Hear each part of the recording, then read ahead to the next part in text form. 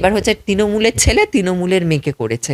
তোমাকে কারোর উইল একবার না বলে তো না, সেখানে তুমি কাকে জোর করে করতে পারো না। একদম সোজা আমি বলতে চাইছি যে সোজা একদম মমতা, একদম চোর মমতা, একদম। তাকে এমনি মানুষ ভালো, এরা এরা ওই যে একজন বলেছে না এইটা জাত ভালো কিন্তু চোর। উনি তো হাঁসখালিও ভুলিয়েছে, সন্দেশখালিও ভুলিয়ে দিয়েছে, ওভারটাও ধামাচাপা দিয়ে দিয়েছে, এসএসসিটা ওই গজা প্যাঁড়া খাইয়ে লোককে ভুলিয়ে দেবে।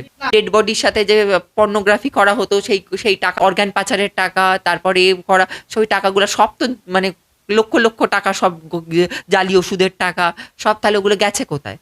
তাহলে ওগুলো মুখ্যমন্ত্রীর বাড়িতেই পার্সেন্ট, এই জন্যই তো মুখ্যমন্ত্রীকে এত প্রাইস পোস্টিং দিতে গেল, ওকে সর্বত্রভাবে বাঁচানোর চেষ্টা করলো, লাস্ট অব্দিও মুখ্যমন্ত্রী চেষ্টা করলো যাতে ও ধরা না পড়ে।